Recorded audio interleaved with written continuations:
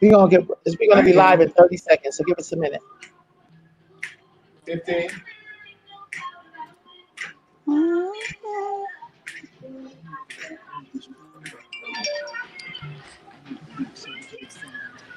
Three, two, live 104.9 KZWA. Good evening, everyone, and thank you so much for joining us tonight for this live broadcast of our sixth day of the 7 days of Juneteenth Freedom Festival. We are here in the KZWA studio here live in Lake Charles, and we are excited to talk to a dynamic group of panelists about African Americans taking charge of our health. I want to start this conversation by just thanking everyone on our panel for joining us today. We are so pumped about this conversation. If you've been with us this week, we've been celebrating Juneteenth since Saturday with the community garden. We introduced Healthy North Lake Charles on Monday. On Tuesday and Wednesday, we had Black Men's and Black Women's Health Day. And here we are today with this dynamic panel to talk about African Americans taking charge of our health. We know that this conversation is so very important in the midst of the backdrop of COVID-19, of health disparities in the African American community, of the protests going on nationally. We just have a lot going on. And so today it is my pleasure to thank Rolanda and welcome Rolanda Wilkins to Lake Charles, Louisiana, as she hosts our evening tonight, African Americans Taking Charge of Our Health. I am Javon Muhammad, and I'm the CEO of SWLA Center for Health Services. And Rolanda Wilkins, I would like to turn it over to you. Thank you, and welcome to 7 Days of Juneteenth Freedom Festival. And this is our telehall meeting. And so basically what we're going to talk about today, we've been joined by some distinguished panelists. We're going to have an awesome conversation. I hope you all will chime in and share your thoughts, your comments, and this conversation. We are broadcasting live on Facebook, on Periscope, on YouTube, and you can watch it. This is a conversation for us all across the country, and we're so happy to be doing this right here at Lake Charles. So we're joined by Dr. Eric Griggs. We're joined by Reverend Desmond Wallace. We're joined by Denise Baer, who's the Chief Health Officer of Detroit Health Department, and of course the fabulous Javon Muhammad, CEO of the South Lake Charles, the SWLA. Thank you, Javon. So y'all, we're going to jump right into it because we're getting a bit of a late start. The first question is, what are the challenges related to Black health in your communities, where you are right now? What are some of the health challenges that you're facing, and how can we address some of those challenges? And as you answer, please just give us a little note about who you are so we'll know who we're speaking with. So hi, everyone. I'll just jump right in. My name is Denise Baer, and good evening. I am the Chief Public Health Officer. Unmute yourself. Are you muted? No, she's not I'm muted. not muted. Nope. Can you guys hear me? Yes. Okay, so I'll continue. I am the Chief Public Health Officer for the Detroit Health Department. I'm really glad to be here to share with you a little bit about what we're doing in the city of Detroit. So again, thank you for the invitation. Let me tell you a little bit about Detroit. We have had a lot of national news lately because we have beat COVID-19 pretty quickly. We still have a little ways to go, but we're headed in the right direction. We know that in the city of Detroit, there are just healthcare challenges that exist. And I don't think this is unique to any city. So we're back up. When I think about the healthcare challenges that are facing African Americans, I really think about health disparities. And there's so many factors that are facing health disparities, particularly poor housing, education, poverty, access to healthy foods, and even crime. And so we have done a lot in the city of Detroit to make sure that the African American health of African Americans is uplifted. So particularly with food deserts, I know in the city of Detroit, it's 139 square miles, which is pretty wide. And there are pockets of food deserts that exist. But what we're doing is we're making sure that people have access to healthy foods by providing a lot of healthy foods to residents who need them. Also, in addition to access to healthcare, we know individuals who have limited access to healthcare, that will affect their overall physical So health here in Lake and Charles, we know well-being, that we have as well as quality of issues life. with So at the health department, we have over 40 health we programs have issues that will provide serious mental health issues, services to the some city of related to Detroit, depression which and will help to anxiety. fill the I'm not healthcare expecting you to disparity answer gap this at the question while we grassroots get this level. So that's a little bit of with the what's technical happening in the assistance city of fixed, Detroit, and you can as hear well as from at the Mason Detroit Health and Department. Fair's answer. But we are working in our community to address all the chronic disease and comorbidities. In Lake Charles, we're working on the Healthy North Lake Charles Challenge. We're going to be hosting 3 groups soon, in which we will ask members of our community and patients of our clinic to join one of the 3 groups if appropriate: the obesity group, the diabetes group, and the hypertension group. And over the course of the 90 days, we will work closely with our community to make sure that we're healthy, and that we are getting the numbers that we should in all of those categories. So we have many issues that we have to address in the Black community here in Lake Charles, but we are working to address them at SWLA. And we look forward to working with you all as you get more information about Healthy North Lake Charles. And hopefully you join and you commit to making yourself a healthier person and taking charge.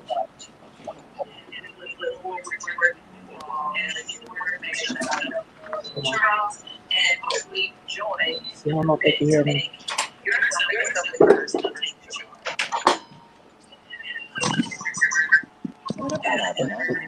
We just got to switch Yeah, it. Hannah, they can hear fine on Facebook, on all the other And you LPs. stay with them and we'll Okay. work this out. Okay. Oops. Okay, so you know what? I'm gonna need your headset.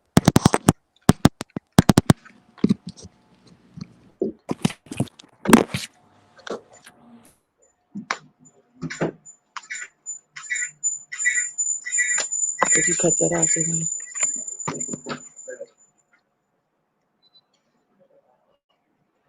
Okay. Wow, this is crazy. Okay, hold on. Let me just get this. And Ross. These questions.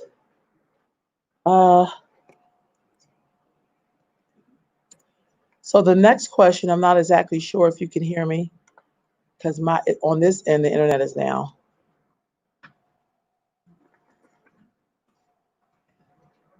The internet is down over here.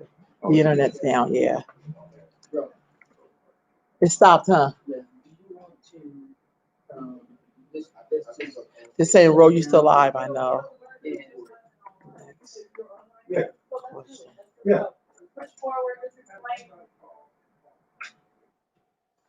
Okay. So now have our panelists involved. So what it is that the internet is weak in here. Okay. That's why we can't hear them in here. That's why everybody went black, because the internet is down. So give them the number, have them call in and tell them that's how we're doing it. Okay. Can you give us a number to give them? Hello, are you guys back on? Oh, wait a minute. Yeah, we're here.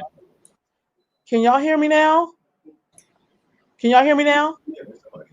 Yes, Yeah, ma'am. they can hear me. So when we did this thing earlier, you turned off all my speakers. We were Okay, able to hear you the whole We're still time, live. and So Denise was sorry. presenting. We I'm were sorry. able to hear you the whole time, and Denise presented for like 5 minutes. And Thank you so much. We're just going to keep going from here. I'm so sorry about that. We're working out some technical difficulties inside of the station. But to Dr. Griggs, what are some of the issues you think we're facing in our community around healthcare, and what can we do to address some of those issues? well, if you don't mind, what I'd like to do, if Denise is still there, she gave an excellent picture of what's happening in Detroit. And Detroit was in the national spotlight, as was New Orleans, for some time. So to be fair and polite, I'd like to hear about Detroit and then follow up, because I think they missed a lot of important information if she's still available. Yes, please. Thank you. Dr. We're back Griggs, now. Dr. Griggs, you are too kind, and I'm sure you're only treating me nicely because we have the same color on. So, I'm joking. Okay, so let me just try this again. So first, Please. thank you. So glad to be here representing the city of Detroit and the Detroit Health Department. My name is Denise Fair. I'm the Chief Public Health Officer. And in the city of Detroit, we have a lot going on because we have, I believe, made a huge impact on COVID-19 in relatively a short time frame, a short window. So when I think about the challenges that are facing the Black community, what I think about are all of the health disparities.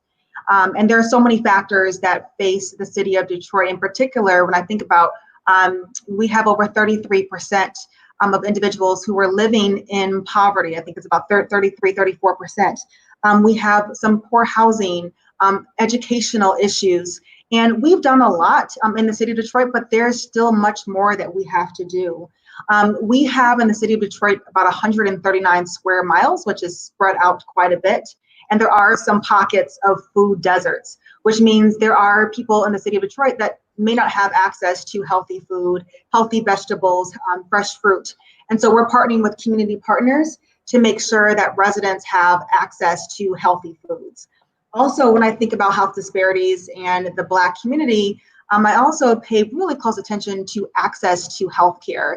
If you don't have access to healthcare, you really don't, you really can't thrive. And that's the vision of the health department, to ensure that all Detroiters have opportunities to thrive. And we know that if you have limited access to healthcare, that's going to impact your overall physical well-being, your quality of life. And at the health department, we have over 40 programs that will help our residents to thrive. I'm happy to talk about that at a later time, but that's what we're doing right here in the city of Detroit. All right. So are there, besides those initiatives in Detroit, are there initiatives like, say, with in spiritual communities or religious communities in other parts of the cities, where there are initiatives to help us address our health disparities?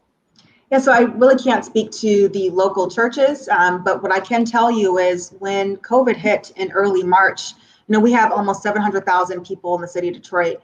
And our goal was to communicate on a kind of grassroots level. We had to communicate to everyone. And we did partner with the local clergy to get the message across, and that really helped. But I believe there are a lot of pastors who have decided to be accountable and make sure that all of their members are healthy and they're well and they're thriving. And I know for me as a health officer, that's what I'm encouraging everyone to do, to really step up and to own this. We have one chance, we have one body. It's not like we can trade it for another one. So we all have to do our part to make sure that we are healthy. Right on, right on. Did anyone else want to add on to that in terms of Dr. Griggs, where you are? Is anything different about in terms of some of the things that you're facing, the challenges that you're facing, or are there initiatives that are working where you are? So what's interesting is I tip my hat to everyone here. Thank you for allowing us to be here. I would tip my hair, but I don't have any, right? And I didn't have any before COVID started, so it is not worrying me to death. Interestingly, it's the same approach in the African American community. One of the things, our health disparities started off the boat. And since the current climate has existed, this is a once in a lifetime. Denise said we have one body, we get one chance. This is the only chance that I was fortunate enough to know my great grandparents on both sides, at least my great grandfathers and my great grandfather and grandmother on both sides. This is the opportunity that we have now to have a real voice, not only in our health, but just with us. Racism is a public health emergency. We have a pandemic of racism that's been going on for 400 years. And it has led to everything that Denise just spoke about, that we're dealing with before, and that is magnified. COVID-19, none of us knew about COVID-19 last year. And I wish, how you meet that one person that you wish you'd never met, just you never right on. That you sat beside them in third grade and just turned out, yeah, that is COVID. I'm questioning my friend's name Kevin right now. No slights to Kevin, no shade, but COVID-19 pulled the Band-Aid off of really festering wounds in our society, particularly in the African American community. There are a lot of copisms and isms that we've created and we've had to cope with. We've never had a voice in our own health. We've never had a voice in our families about health.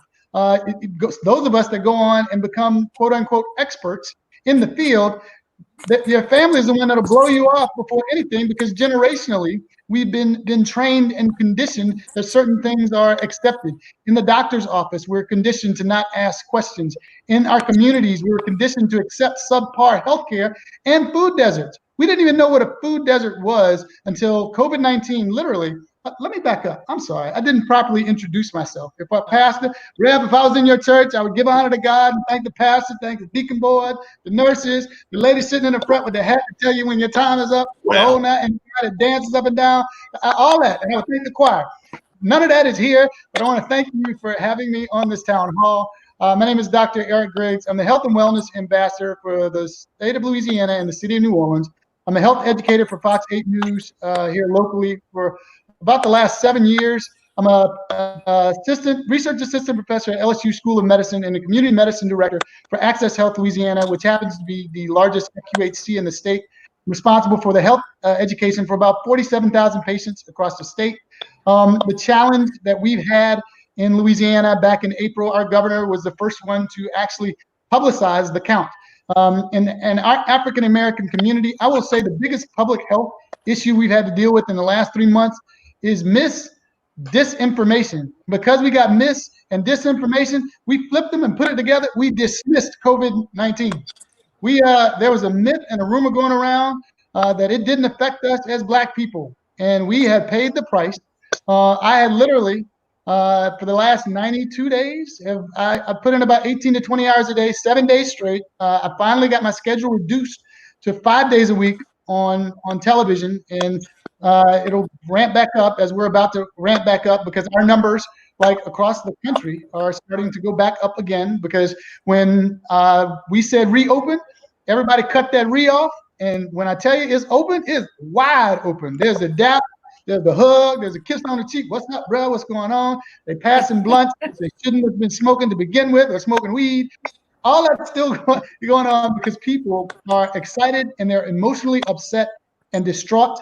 All of the wounds and the pain, all of us have license now, even as professionals, because we're part of the community. And that's something that happened once we were able to stop redlining and able to move other places. A lot of us tend to have, we forgot where we came from. And it's not until we get in trouble that we go back for that strength. But there's a lot of things, deep, painful wounds that, because of what happened in Minneapolis, we've all witnessed it or heard about it, but it pulled the curtain back and pulled the Band-Aid off so people can start really expressing what's going on in the corporate workplace. How that joke isn't funny. How thinking that because I'm Black, I can play basketball and I'm fast. Now I am and I can, but that doesn't have anything to do with what you think of me. I can tell you a lot about hard work, but it's pulled the wound off. So you got a lot of people. The biggest challenge we're facing is people are really dealing with a lot of emotions and a lot of stress in ways. We look at the protests, like literally I've had to go on television, I've had to go on the radio, I've had to do interviews, I've had to go on Facebook Live, you name it, and say, listen, I understand the why. But the problem is this virus doesn't care. COVID-19, the myth that this is something you get from eating a pig or a bat or a lung is untrue. The myth that it has a target on the back for African Americans specifically is untrue. What happens is the virus is capitalizing on any of the weaknesses. It's trying to cull the herd of the human race. So if you have pre-existing conditions that are caused by, I'm not trying to figure out, I think Denise is this way, it's caused by the things that she brought up, the health disparities, the lack of access to food, the lack of understanding of the terms, the jargon that everyone was bombarded with, that I know because I'm in healthcare and that we know because we're in public health, but you're trying to tell people all of a sudden to go in the house and they're just not going to do it. Because the hardest thing to change, if you look at the pandemic, everything that's happening right now happened 100 years ago. This is the natural evolution of response to a pandemic. We had racial unrest for the exact same reason. We had unemployment. We had food deserts. We had all of that stuff. So dealing with keeping everyone calm is the big issue we've been dealing with, especially in New Orleans as a tourist destination. Everything that we're doing is magnified because it's hard to contact trace people across the world. And that's my story. I'm sticking to it. Economic Network, I see you sitting up like we in church. I know my time. Don't start No. So basically, you hit on a few things, but I think right now in this country, you see a lot of civil unrest. What does that all of that civil unrest have to do with the health care, mental health, physical health, spiritual health of Black people? Since we're on Juneteenth and we see all of this civil unrest all over the country, how does that impact our health? It's doing the exact same thing that it's been doing for 400 years. It's just now people feel like we can actually say something about it, and we need to do something about it. You're hearing policy conversations. I'm so proud of my Congressman Cedric Richmond right now for standing up and saying, listen, did I hit a nerve? You don't know what it's like to be a Black man. Right now, driving down the street, it could be a friend of mine that's a policeman pulling up behind me with nerve. I didn't do nothing. I didn't do nothing. I paid my taxes. I didn't do anything, but I get nervous because of past experiences and being profiled. So Juneteenth, it means a lot. It means more than now than it ever did because you have people asking questions, acknowledging it. This is a worldwide celebration, as well it should be. So all of this stuff, the civil unrest you see in the street is a civil unrest that's existed for 400 years.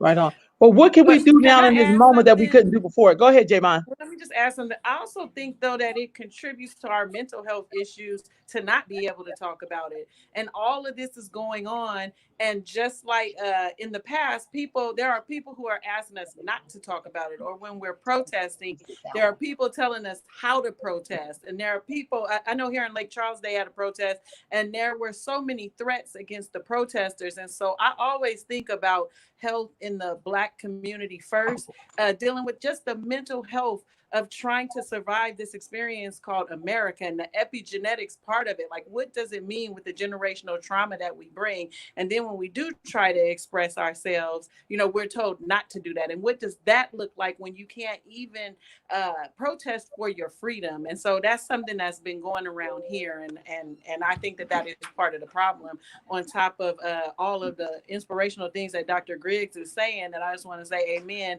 You do have some people who just aren't in a place right now where they can stand up for themselves, and that is mental weight.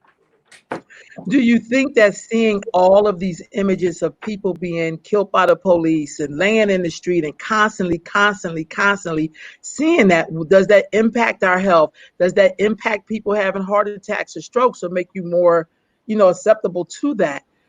Can we speak to that a little bit? So let me just do about that. So let me just jump in, and I think we're all really we want to talk about this because this is so good. Mental health in the community, in the Black community, is not really talked about. So I'm a PK, so I'm a preacher's kid, and I know I could speak. My whole entire family, we really didn't talk about mental health. We didn't go to therapists because we went to our pastor instead, and our pastor was not clinically trained. And I think at this point in 2020, this has been an awful year.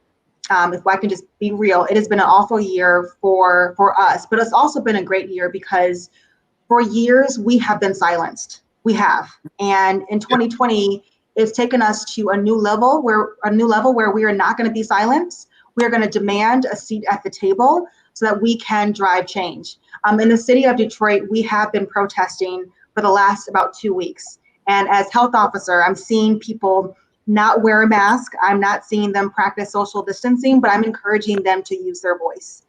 When they say walk shoulder to shoulder, I'm always still encouraging them to practice that social distancing and wear a mask. And I believe, I think Dr. Grace, we talked about this earlier, the reason why Detroit has been so successful, and Dr. Grace, you are wearing it the right way, because there are people who wear the mask as a fashion statement around their chin, which, right, thank you for being the model, which doesn't help anybody.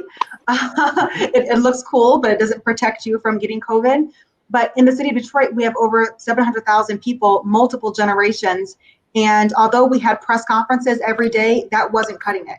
We had to make sure we had grassroots campaigning, speaking to the young people who thought they were totally immune to COVID. And so we were doing Instagram lives with the rappers, with the influencers, speaking their language. In fact, I thought I was speaking to millennials, and they quickly corrected me that they were Generation Z, and made me feel incredibly old. But we had those conversations. We spoke to the schools. We spoke to the clergy. We partnered with our city council. And that's why we are now one of 2 states in the entire country that is continuing to beat COVID. So I think the the city has really stepped up, and that's why we've seen such a great turnout. But again, we're no longer going to be silent. We're going to keep speaking up. We're going to use our voice so that we can drive change, and that ultimately is going to impact the health and well-being of our people.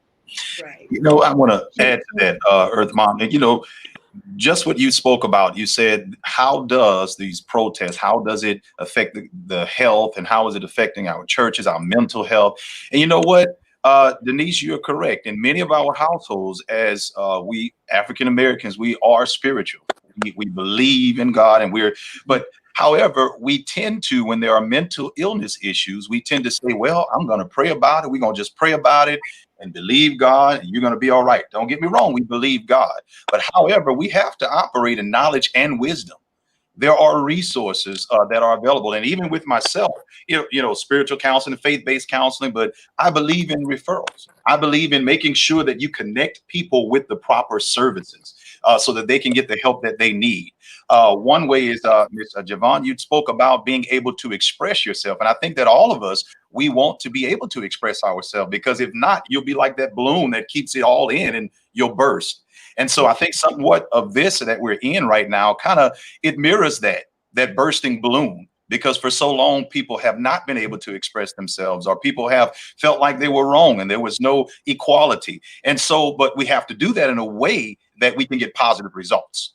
And so, the times that we are in, they're stressful times. There are times that not only will it does it affect rather the mental health, spiritual health, as well as even physical health, because there are many protests that, I've been a part of, and even we see on television where some may not wear their mask. But while we're in the midst of the protest, we have to understand, guess what? There's still a virus. There's still a pandemic, and we still have to protect our health. And so, there are many different aspects, and I think that I'm kind of going to go back, but kind of move forward as well. The first question was, what are the challenges as it relates to the black health in our community? Well, I believe that and just from discussing and talking with so many individuals, it is understanding the avenues of access. And I think Denise and Dr. Gray, someone hit on this earlier about there are many avenues, and even Miss Javon, you hit on it earlier where you spoke about the avenues of access. Someone mentioned, or Denise mentioned, education as being a vital part of the health of our health in our community. Well, that's a part of it, educating our people on what's available, but also our people taking advantage, not abuse, but advantage of the services that are provided, whether it is mental, whether it is spiritual, because we are all one community. We're in this together, whether it's the churches, the faith-based. Well, let's put it like this: public and private partnerships. Y'all, we have to merge more than ever now. So that all of us are a part of the change and the mental health, the stability, the physical health, all of what is needed for our community, whatever it might be. We are all a part of this together, and it will take it all, especially during what we're seeing. And it's a catalyst of change right now that's taking place. And so all of us are a part of it. And again, I like that, Denise, because so many times we say, we're going to pray about it and we're going to let it go. Well, you know what? A year from now, that person is still going through the same mental challenges. Well, you need prayer. You need guidance, spiritual guidance. But it's also important to get that mental aspect, as well as not just mental, but go to the doctor. We're going to pray about it, and God has given us doctors to be able to go to get the help and assistance we need. And again, I want to, if I can inject, I really want your question. I want to directly answer it from a medical perspective. All right. A medical perspective. Okay. You were talking about the effects on your health of this protesting and the stress and the whole nine. Basically, what happens is there's two main. Hold on, before you go, seeing death. So I want to be very clear, because I think sometimes we don't call it what it is. To see someone murdered, that's a real live human being, not in the movie. To see not just that, but then there's death happening even in our communities from each other that we bear witness to. What does that do to you health wise? Why are we so high in diabetes? Why are we so high in strokes? Why are we so high in every area? Infant mortality for black women high. Why is that? And what can we do? What can we do So, at that time? so the answer is we need to educate ourselves on what the conditions are, and that's where I'm starting. All right. What happens is these things cause stress on your body, and there's two main hormones that govern the stress in your body. I call it stress soup. There's cortisol, which raises your blood pressure, your blood sugar, and it puts you in fight or flight mode, which means it's Mhm. all you make decisions that do I fight or do I run? And then there's epinephrine, also called adrenaline, and it works to raise your blood pressure. Let's talk history. Since we're in this moment, let's paint a positive light on what we have traditionally in our families. In African American families, more so than others, we have high incidence of hypertension, diabetes, stroke, obesity, you name it. But instead of looking at them, let's turn the page and look at these as diseases of survival as opposed to diseases of premature death. If back when we were brought here, especially in the agrarian South, you didn't have a mechanism to keep your blood sugar up, it's 90 some degrees every day down here in New Orleans in the deep South. If you didn't have a mechanism to keep your blood pressure up from can't in the morning to can't at night with no water fountain, and no food, you died. And if you want to talk about how it's permeated our community, when Master came over and asked, how are you doing and how your family's doing, you knew for the survival of your family, the answer was, I'm fine. If you didn't have a mechanism to keep your blood sugar up from can't to can't in the morning with no lunch break, no guaranteed good breakfast or dinner, not adequate rest, you died. So what happened is over the time, now this is just one school of thought, over time as technology progressed, we passed those survival genes down, but the problem is we became technology advanced. So we didn't have to work as hard. So we didn't have to burn off the excess salt. We didn't have to burn off the excess sugar. And those cooking habits, the diets that we ate tended to have more sugar and salt in them, and we would eat more to carry us through the day to survive. Well, that's lasted for 400 years. And we accepted the fact in our family that, we have strokes at 45. We died about 52. There's a neighborhood that I have my community center in, and I teach my students in. The average life expectancy in 70119, this tract in New Orleans, is 55 years old. And everyone was fine with that. So we put a community center there, and I teach med students, pharmacy students, public health students, undergrad students of all colors and hues to go in the community and teach people what blood pressure is. Once you educate someone on how their diet and how their thinking affects their overall health and their longevity, it's amazing how empowered they feel to go out and give the message away. Too many times we go to school, we're sent off to go to school, we get paid to go to all these expensive degrees and all this other stuff, and all of a sudden I'm all of a sudden too good to tell my grandma in real terms that she understands that it's not sugar, it's you need to control your diabetes in your diet. You have to give it away.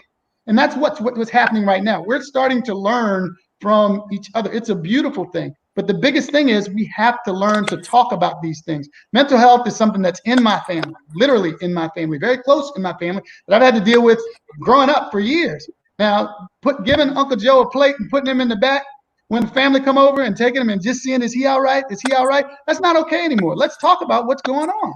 It's dialogue. It's open dialogue amongst ourselves. And then after we talk amongst ourselves, opening that dialogue up to the rest of the world to protect each other. But that's directly how stress affects our health and our health outcomes. Can I respond to that? So I think it's, and I'm glad you brought up those points, Dr. Griggs. I think it's important to have the conversation, but I think it's important to change the conversation and really talk about what's really not normal. So to be 45 and to die from a stroke that's not normal. That's not something that our bodies were designed to do. They weren't designed to break down. I remember watching this TV episode, and I remember there was a Black male who was around 35 years old, and he said, I'm probably going to die at 40 years old because my father died at 45, his grandfather died at like 50. And we need to stop this kind of generational mindset that it's okay just to eat poorly. It's okay not to talk to a therapist. That has to stop. we need to have these conversations now, because if we don't have those conversations now, we are not going to change the trajectory of the Black race. And so it's really time to have these conversations now. And I think it's great that all five of us right now are starting to have these conversations. And for those who are listening, please have the open dialogue with your family and talk about what has happened in your generation, so that we can come and we can just have these open and honest dialogues. Because again, if we don't have these conversations, nothing is going to change. And we'll continue to have these types of webinars where we're talking about the same old facts of strokes and high blood pressure. So again, glad we're having this conversation. Yeah. Oh yeah. And wear your mask. Wear your mask. Wash your hands and stay away from each other. 6 feet. 6 feet. But isn't that something you would have did back in the day, though? You'd have washed your hands. If you ate, you'd have washed your hands. You was in the bathroom. You would have, you wouldn't have been up on nobody in the grocery store breathing down their neck or in line. You know what I mean? Some if you're sick, you would have stayed at home. If somebody's sick, you'd have stayed away from them. Yeah, you would have. Yeah, they would have. Yeah.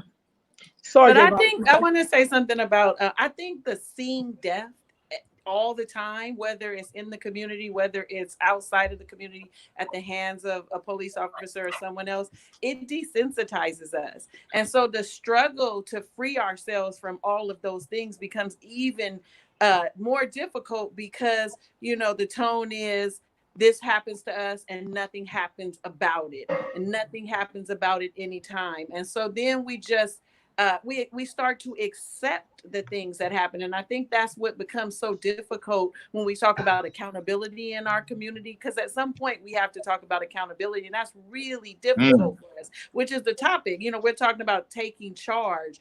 And so I think one of those things about seeing death is that we become used to it. If you talk to people, they're like, oh, nothing will happen about it. And it's the same about food. We were in a conversation the other day as we've been doing this Juneteenth, and it went straight back to what I was taught to eat, and things like that. And the answer was, well, just because we were taught to eat that, now it's time to not do that. We have another option, but it becomes very difficult in our community. And that's the conversation that we really have to push. If we were taught to eat things that weren't good for us in the past and we didn't have an option, that's one thing.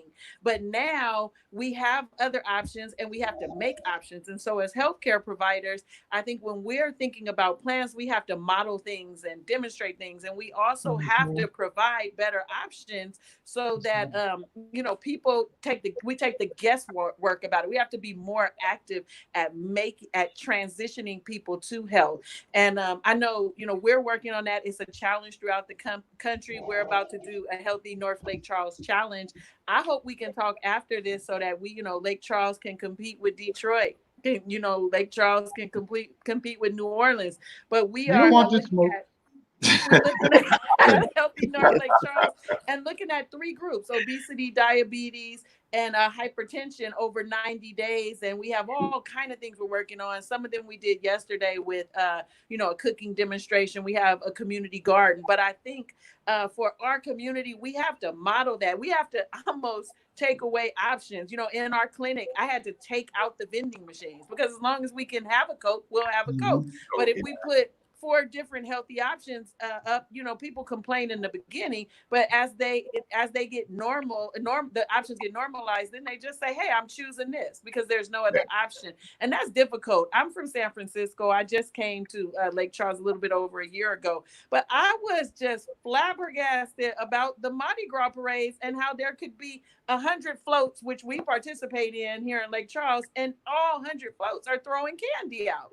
And so I think, as we start to talk about, I'm not hating on Mardi Gras, and I I appreciate that, but I think I was about to go dark on you. We have to have some alternatives, though, and I hope that we can talk more about that. Now our clinic, I got on everybody. Like, we throw fruit snacks and some other healthier, not 100% healthy, but healthier options off. And so I hope, like I said, I'm challenging all of y'all. We can talk after this. But push up, because Lake Charles is coming for y'all. Do it. Right on. If you just if you just joined us, this is the SWLA Health Center's Teletown Hall Conference. And y'all, we are so blessed that we are joined by some powerful Black folks. We got a brother on here that's a doctor. We got a sister who works for the health department. We got a sister who runs a health clinic. And we have a reverend, which you know is of spiritual affairs. We should be asking all the questions we need to ask somebody. These are the areas that govern our life, whether if it's going to the hospital, if it's the health department at your door, if it's going to church on Sundays. These are people who look like you. You should be not afraid to ask any question you would like to ask. One of the questions I would like to ask you all, if you are a young mother or father and your children is watching all that's happening, what is a healthy way in which they can share or teach their children about this moment, but not pass down some of the fearful things that those of us who lived through the crack era experienced? You know, one of the things, and I think it was brought up earlier by Denise and so many others, is communicating. You know, I think that sometimes we tend to say, well, they're not ready for it. Let me wait. And I'm going to wait until such. Well, they have iPads, they have phones, they're friends, and they're going to learn about it before middle school. So the thing is having that discussion and that dialogue and being open and honest with them. I think that in our community, we need to educate our children on our past. We need to educate them on where we were and why we're seeing the things that we're seeing. But it all opens up with communication. And I'm going to kind of go back a little bit, but even as it relates to the health, our health in our families. We need to know what grandma or what grandpa had, because when we go to the doctor, the first thing they're going to ask you is, well, what is your family history? What is your medical history in your family? Well, if that wasn't, as Dr. Greer said, communicated from my grandma or throughout the generations for me to know, well, I won't know. And then it'll be a surprise. But not only communication in that regard, but even as it relates to social events, current events, things that we see that are taking place, being open and honest with our youth, our children, because guess what? They're going to see it. They're seeing it now. And they're going to find out. And why not find out from my mom or my dad or my mentor or someone that will give me the correct information and take me back as well as forward on what and why we are where we are, and how we can be a part of it in a positive way to get positive results. You know, in seeing death, and I just really have to say this, being on my heart and mind, you know, we are all accountable to each other. Every one of us here that's on this teleconference, we're on, everyone that's listening, we're accountable to each other, especially even in our communities. And I'm going to say this, but it's the truth. You know, we were all watching in last week the different services, memorials, and things for George Floyd, obviously, and Reverend Sharpton made a great comment about getting the knee off of the necks, right? Well, in our community, if we're accountable to each other and we respect each other, in order to move forward and be a strong community together in whatever aspect, we have to get our knees off of each other's necks. That's being accountable to each other. That's making sure that we not only hold each other accountable for when we just want something done or it didn't go our way, but it's also making sure that we hold each other accountable for doing things that are right, for doing each other right, for giving each other the information that we may not get on the outside or from some other entity. We're responsible for each other. Let's be accountable. And look, I can go on and on, as Dr. Griggs said, but I'm going to back on up a little bit. But however, but it's just being accountable and communicating the message with I've set my kids down. I have two now, one going into their sophomore year in college, and my oldest daughter, she'll be a freshman in college, and my middle schooler, my daughter, we've talked about these things. We brought them and we will let them see, and we educate them and communicate on what's going on. Because there are certain ways that you can respond, and there are certain ways that if you respond in different ways, that it'll get certain consequences. And so we talk to them in depth about what's going on. And we want to hear, not just talk to them, but what is your heart on the matter? What do you think about it? Let me give you an assignment on it, and you research, you tell me, what are your feelings towards this situation that you see going on? And y'all, it hurts. What are some of the things we do with the elders in our communities now? What can we do to help them with their health issues, since now we have COVID here and they're not allowed to move or go out? How do we make sure they get the health care that they need? So if I may, Here in Lake Charles, who's well, let me just quickly say, here in Lake Charles, we started doing home visits for our seniors. We didn't want them to come out the house. They had, some of them are doing well with telehealth, and others had a lot of difficulty and technical challenges. So as particularly, we have 5 sites, and one of them, is in Oberlin, a rural community, and particularly in that community, we transitioned over to home visits. We are also working on a senior program to get them connected to technology so that they can socialize with each other. And that's one thing we're working on now, to have a facilitator to work with different groups and to plan times for them to be able to speak with each other throughout the week, because we want to really start connecting them, but also connect them to younger people so that, younger people can get jewels from older people and vice versa. But we try to keep them out the clinic and bring them in only when needed. We are also working on our community garden being able to supplement their non-perishable food boxes that they get from the parish with perishable items, so that they also have access to fresh and healthy foods. And even with our moms and our grandmas, we often have to do a little bit of teaching and training, because they did have to, they didn't have the same reality that we have now, when they were learning about, health and how to do things. And so some of it is, I know with my grandparents, they were stubborn, and I would always have to ease things on them about another way to do something. And so, we are trying our best to be creative. I'm looking forward to hearing what you all are doing across the country. So I can tell you what we're doing in Detroit. So seniors are the backbone of our community in Detroit, and we want to make sure they were not forgotten, especially when COVID hit. And so in the city of Detroit, we have over 26 nursing homes, which is about over 2,000 residents, and we decided to take testing to them. So we partnered with Abbott Testing Labs and purchased these rapid test clinics, these rapid test devices. And we targeted all 2,000 residents in about 10 days. And so we had a series of medical students and some universities and hospitals that we partnered with their clinicians. They went out to the nursing homes, swabbed all the nursing home residents, brought the samples back. Interesting, we found that of the 2,000 people that we tested, 24% of them had COVID-19. And 24% is really high, because we found that COVID-19 spreads really easily in these congregate settings. So we provided them with PPE. We gave a lot of education to them, which I think was really helpful. We developed relationships with the nursing homes, which proved beneficial. So since then, we went back and we have now tested and retested a couple of times all the nursing homes, and the infection rate is right around 5%, which I believe is incredible.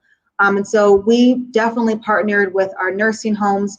One of the things that came out of the infection rate was of the 24% of those who were infected, half of them were asymptomatic.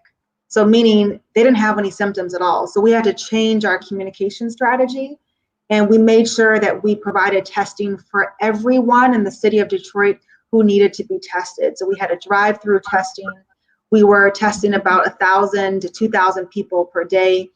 In the last 3 months, we've tested over 50,000 Detroiters, which again has proven the fact that we have reduced our number of cases. We're up to about 20 cases a day, which is just like a handful. But again, our seniors, we didn't want to forget them. So not only did we do testing, but we provided them with groceries. We're making sure they get their medication.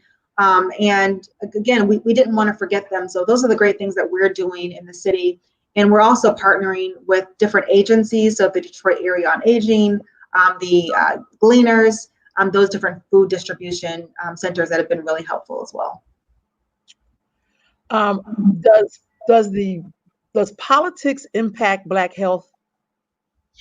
And if so, what kind of political things are really impacting Black health? And I know the Dr. Griggs is like, girl, but I think sometimes we don't make those linkages.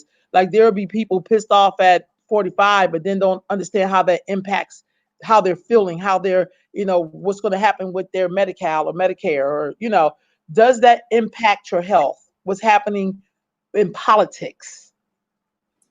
So I don't even know the succinct answer, the Twitter answer is absolutely yes. We're this not a sanctified group. I got colorful words to put before the yes. Excuse me, Pastor.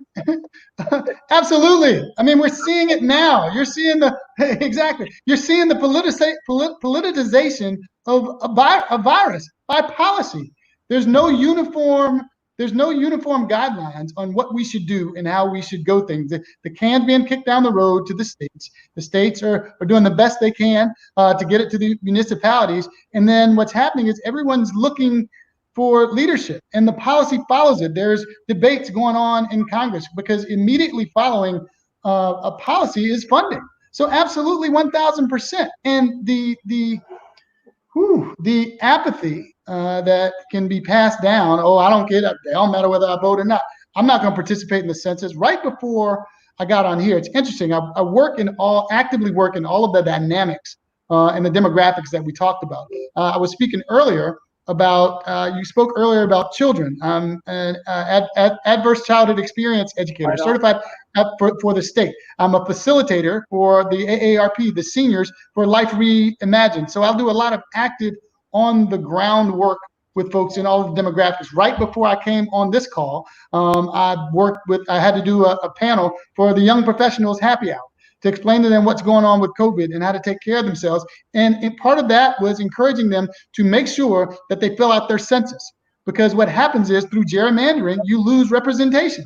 If you lose representation, you lose your vote, your representation, but you have no voice. The challenge I have for everyone that's out there protesting is that if you're not registered to vote or you don't plan to vote and you can do and you're able to, then if you're out there protesting, you need to sit down because you're a hypocrite. Your power is in your voice. Now, going back to Javon's situation and comment earlier, there are multiple ways to protest. And that's the beauty of it. The protesting is what African-American women did in the last 4, 5, 6 years. They weren't satisfied with what happened, so they got eligible to vote. They got in positions of power. Look at this panel. Answering the call. There's ways to your protest is by your existence. So the answer is absolutely. That's how you get your voice. And that's just a medical health perspective. I'm sorry. Yeah, in my lane. I guess just to add on to that, Dr. Griggs, the protesting being your voice. And so while we have those who are the front line who are out there protesting, we need to have those who are pushing policy changes, who are being advocates of changing policy that will change the future.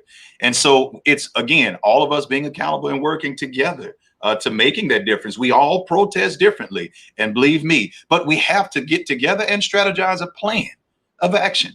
Some you may see, but the others will be in the background, taking care of business that's going to change the future and make a difference. So I'll just add it and say this one line from Michelle Obama, and she said it so beautifully that if you have a seat at the table, use it, and if not, push your seat back. So I try to use my platform to speak truth because I know that when I'm speaking, people are listening. And so I want to do whatever I can to drive change, and I'm not going to push my seat back. Right on. Javon, you want to chime in on that? No, they just about hit it on the nail. I just want to just ditto Dr. Griggs that politics is related. It's definitely related to health outcomes, and I really just agree with everything he said. Right on. One question: if there is a public health crisis, what does that mean? I think that's so it's interesting because the role of the health department is to provide communication, education, surveillance, and emergency preparedness, especially during a pandemic. That's when the health department is literally front and center. Usually we're behind the scenes. In fact, in the city of Detroit, if people didn't know that there is a health department, now they know. And so in emergency preparedness is a particular department within the health department. And they provide us with kind of direction on how we should respond to a pandemic or some sort of crisis. So we stay ready. And again, in the city of Detroit, when COVID first hit, I believe our first case was on March 11th. It literally was all hands on deck, but we didn't wait until March 11th. As soon as we heard about this virus in December, we started to have weekly meetings. We initiated our emergency operating center, started having conversations with Homeland Security, lots of media to get prepared. The health department acted as I would say, a consultant to the city of Detroit and all the departments, making sure they were prepared, and other businesses and restaurants. So that is the role of the health department. Again, this surveillance part is really interesting because we have a team of communicable diseases and epidemiologists, and they look at science and data, and that helps us to drive our decision making. They produced all these dashboards, which helps us, again, to drive our decision making, and that's been really important, especially in the city of Detroit. Right on, right on. So if racism had been made a public health crisis, what would that mean? Because that's something that, at least in California, they're talking about a lot, that is definitely a public health crisis, because that's what we're seeing right now. What would that mean? Like, what would happen? Well, I think racism has been so I come from California with you, and I did, several sessions about racism and gentrification being a public health issue. It would mean that there would be policies enacted to end racism. And I think that is we're at the beginning of that now, or at least I hope it is. This is the first time for me that I've heard some people have the courage to talk about some of the issues that they are talking about that really would result in dismantling institutional racism, because that's what that would mean, is that we need to focus on policy that addresses institutional racism. I don't think that that's happened in the past to protect those communities that are, plagued with racism. I mean, I'm gonna leave it at that. Okay. I just wondered how that would play out. What are some of the things we can do in collaboration to help Black communities be healthier? So now we're looking at collaborations. So it starts with what Reverend Wallace said, is the private-public partnerships. It's the working together. It's the educating. It's the me is we mentality. It's a lot of the programs that you've heard mentioned earlier. It all has to do with education, and really not operating in silos. That's been a big issue. As you can see, we're all in different parts of the world and have different experiences, and it's the same issues all over the place. You're seeing it now. The solidarity across the world after what unfortunately happened in Minneapolis. We have a lot of the same issues. So sharing secrets and not making them secret anymore is a big thing. Specifics are some of the stuff that you've heard mentioned earlier, and they're happening now. There's just this veil of COVID-19 over everything right now that we really, really have to bring to the forefront, that big elephant, and operate under its shadow. That's my thought. So I believe in order to make communities healthier, it really starts with two things. It starts with data, and it starts with having an open and honest dialogue with the community. So in the Detroit Health Department, about 2 years ago, we initiated something called the Community Health Assessment, and I encourage everyone to take a look at their health department, because they probably have a community health assessment. And essentially it assesses the health of the community. And there's a series of questions that are asked to each resident. So we tested, I think it was about 3,000 people or so in the city. And we were able to categorize the assessment of each district. So in the city of Detroit, we have about 7 districts. And the results were really eye-opening in terms of how people rate their own health and what they need in order to become healthier. Maybe it's access to transportation or access to healthy foods. So we took that data, we turned it into a community health assessment. And then from there, now we're in the process of developing a community health improvement plan. And it's a 3-year strategy to really target the health and wellness of our residents. We were also able to have focus groups and to ask questions and really ask them, what does a healthy Detroit look like? And so again, you have the data aspect, which helps to drive decision making, but also you have the voice of the community. So again, for those of you who are listening, please connect with your local health department, and you can review the community health assessment to see how your community is assessed in terms of their health and their wellness. All right, anyone else want to build on to collaborations? Have you been a part of some collaborations that maybe some other cities could be looking at? And that could be anything from gardening to, pool and financial health that always impacts stress. Housing is another issue that impacts stress in our community. California, we are in a housing crisis. We don't have enough homes, and plus the housing is too high.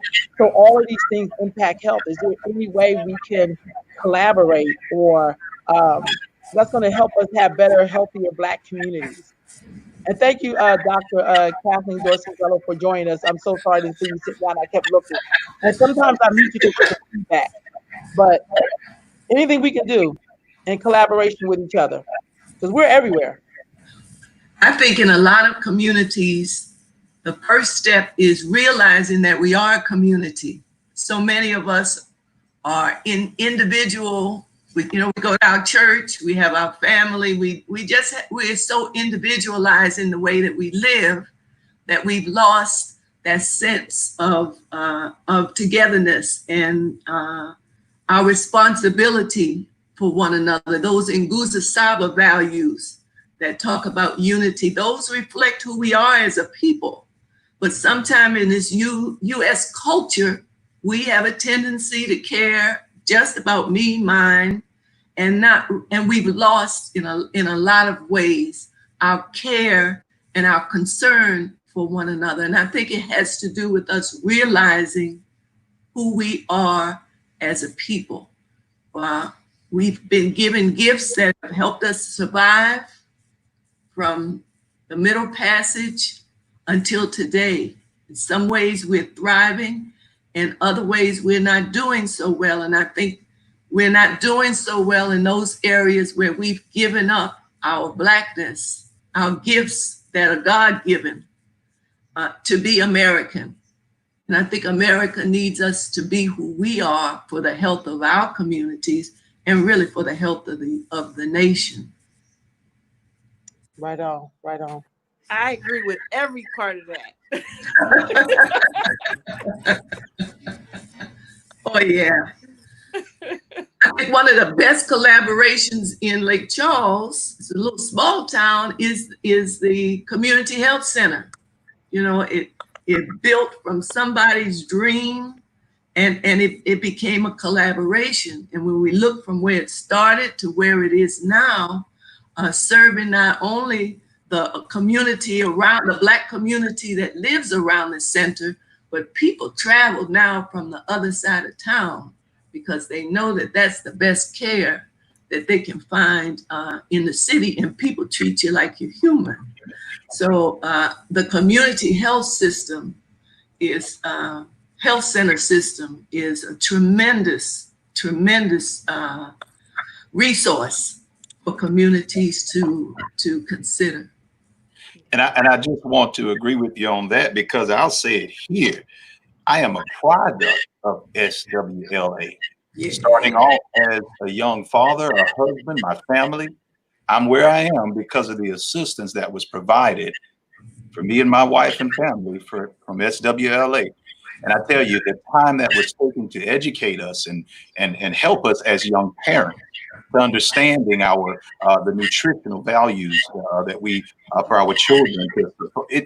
I am a product of it.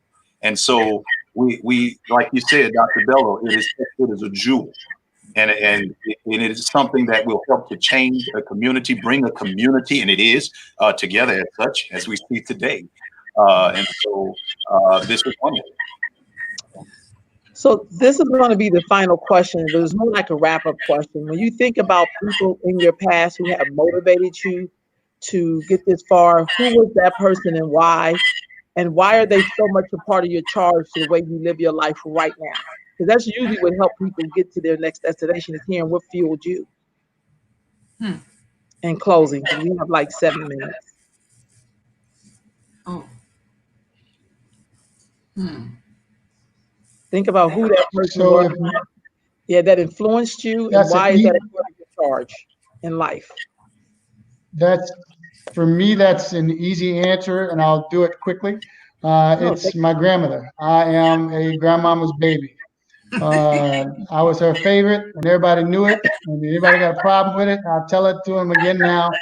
Um, I lost my grandmother in 2000, 2014. Everything to her, she was like, "Wait, don't you embarrass me. If I'm speaking in church or singing in church or at the podium for the youth day at being a pastor, she's looking like this, better not embarrass me." And I see that now. I had abandoned, decided I did not want to practice medicine right after I graduated. My family thought I was the biggest idiot that had ever hit the Griggs tribe. I just didn't like the direction medicine was going. We went from spending an hour with a patient to spending now 12 minutes. I wanted no parts. Ended up on a radio show and answered one elderly lady's question about hypertension. It turned into a radio show, a TV show. Long of the short, here I am talking to y'all. On my grandmother's right the week before she died, the city of New Orleans had designated me as the health and wellness ambassador, and I wanted her to not be disappointed in me anymore. So I took my certificate, my placard, and with the one that I'd gotten from the state, and I never got a chance to give it to her because she left. She passed away that Monday, and didn't want her to be disappointed in me anymore because she charged me to do this work, and I finally was doing it. So every day I wake up with a charge of doing better work yesterday than I did today, hoping that I can help one person with one thing that I say, so that when, if and when she don't like me talking at this, when I see her again, she can smile and say she's proud. So Right that's on. what moves me. Right on.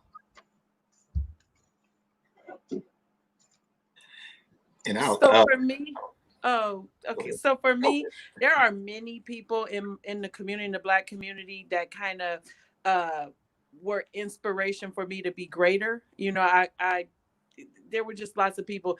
But as I started to enter the work world, there was one woman named Shotzi Jefferson, who was a Black contractor in the Bay Area. And I worked for her. She was the toughest employer I ever had, but she taught me the meaning of Black excellence. She taught me a lot of rules about how, competing, especially her competing for contracts in San Francisco, as a DBE employer. I think she fine tuned me. But when I do my work, I do it out of like a yearning to give back to the people who made a way for me. And when I'm talking about things like this, I often think about my grandma and also my mom and dad, who did not have some of the opportunities that I have. We grew up a special way in San Francisco, and I'm just happy to honor them with my work, and that's why I'm so serious about it. Right on. Who's next? Sweet. I'll go. It obviously our parents, mother and father, but even with Dr. Griggs and Miss Muhammad, my grandmothers, both grandmothers, one of whom is deceased, and the other, she's nearing the 90. So, but however, just both of them being community servants for in church, and having us in church and being there in support, but also in the community. One of my grandmothers was had a mentorship program for youth that started, I guess, in the late 60s or early 70s. And the other, she was always involved with helping people. We would travel to senior citizens' homes, and my grandmother would clean their homes, cook for them, and but she also with senior citizens as well as youth. But both of my grandmothers, I think about them and think about a lot of what they instilled into us. I can remember them sitting us down and talking to us about the things that we're seeing right now, that they were coming. They were here. They was, and you know, and just them taking the time to love us to with patience. And so, just to cut it short, my grandmothers, and Right so on. yeah. Miss Denise Fair, did you want to share? Sure, I would say this was easy for me, and definitely my parents. My parents are my biggest cheerleaders. In fact, when I was offered this position 9 months ago, I started in September. I didn't think I could take the job because it was a big job for me.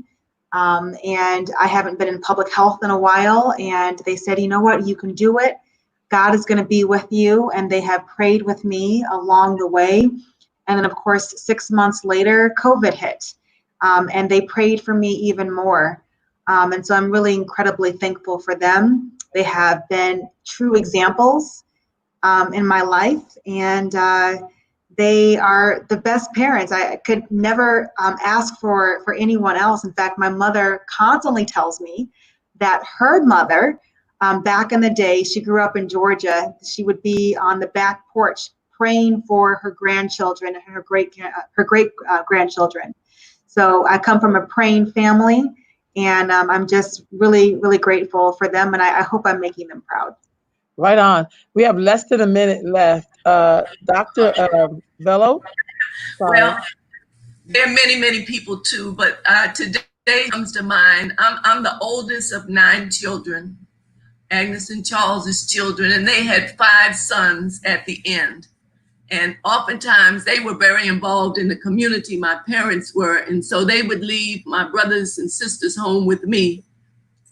My brothers taught me about the use of power, because I was the one in charge, but they taught me, unless you get us to work with you, you're gonna look pretty bad, because what mom and dad ask you to do is not gonna be done. And so I knew I couldn't use power and force. I learned it gradually, but they taught me really how to be a leader and how to use power in a positive way. So my 5 brothers I always thank them for being themselves. They were all rascals, but they taught me that power is to be used with love and in collaboration, and not to be lorded over, not to lord it over the people with whom you're supposed to work. Wow. Well, thank you. Thank you all for joining us. Before we wrap up, Javon is going to tell us a little bit about Juneteenth, but I just want to thank you all for joining us for this important SWLA Health Center for their Juneteenth celebration hall meeting. So, Javon, you'll take us out of here? I want to thank you all so much. I appreciate all of your input. It was really nice to have this discussion. I apologize for the technical difficulties that we had in the beginning. We had a bunch of audio things happening, but we worked through it, and here we sit. And I think that is just what we have to do all the time in our work and in our community, is to just be patient and work through it and be steadfast. And we did that, and we were able to have this conversation. I wanted to invite you all, before we hang up, to join our virtual fireworks program tomorrow. We will not have technical difficulty. But if you would join our Facebook Live page tomorrow, we want as many places in the country to join, so that we can celebrate Juneteenth together. It's our Independence Day in a big way. We are doing it. This is my second Juneteenth here in Lake Charles, and this is the second year that we're having fireworks. It'll look a little different. It's looking more like a drive-up session, but we'll be here. I hope you join us. And I also was dead serious when I talked about contacting you all after to challenge you to be in our Healthy North Lake Charles competition. So thank you so much. If there's anything that we can ever do for you, please feel free to reach out to us. And I want to thank all of the listeners. And this is a conversation I think that we need to continue having, but the conversation needs to evolve as we evolve in healthcare, and we have to start pushing for ourselves to take charge of our health. So thank you so much for participating. Thank everybody for listening, and have a wonderful day, and happy Juneteenth to everyone. All right. Peace, family.